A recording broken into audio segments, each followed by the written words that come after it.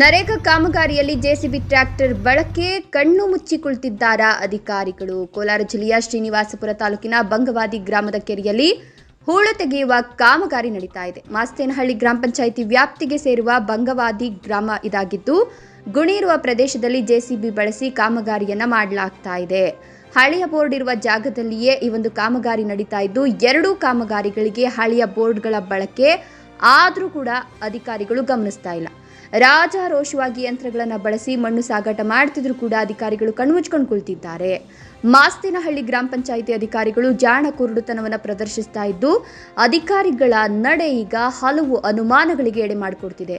ಒಂದೇ ಕೆರೆಗೆ ಎರಡು ಹೆಸರು ಹಾಕಿ ಮಾಡಿರುವ ಕಾಮಗಾರಿ ಇದಾಗಿದ್ದು, ಒಂದು ಬಂಗವಾದಿ ಗ್ರಾಮದ ಚಿಕ್ಕ ಕೆರೆಯಲ್ಲಿ ಹೂಳು ತೆಗೆಯೋಕೆ 9.60 ಲಕ್ಷ ಕಾಮಗಾರಿ, ಮತ್ತೊಂದು ಬಂಗವಾದಿ ಗ್ರಾಮದ ಕೆರೆಯಲ್ಲಿ ಹೂಳು ತೆಗೆಯೋದಕ್ಕೆ 8 ಲಕ್ಷ.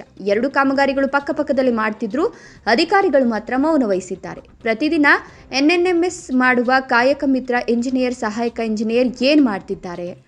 ಗ್ರಾಮ ಪಂಚಾಯಿತಿ ಪಿಡಿಒ ಕಚೇರಿಗೆ ಬಂದು ಹೋಗುವ ದಾರಿಯಲ್ಲಿಯೇ ಮಣ್ಣು ಸಾಗಾಟ ನಡೀತಿದ್ರು ಕೂಡ ಅಧಿಕಾರಿಗಳು ಯಾಕೆ ಜಾಣ ಕುರುಡುತನವನ್ನು ಪ್ರದರ್ಶನ ಮಾಡ್ತಿದ್ದಾರೋ ಗೊತ್ತಾಗ್ತಿಲ್ಲ.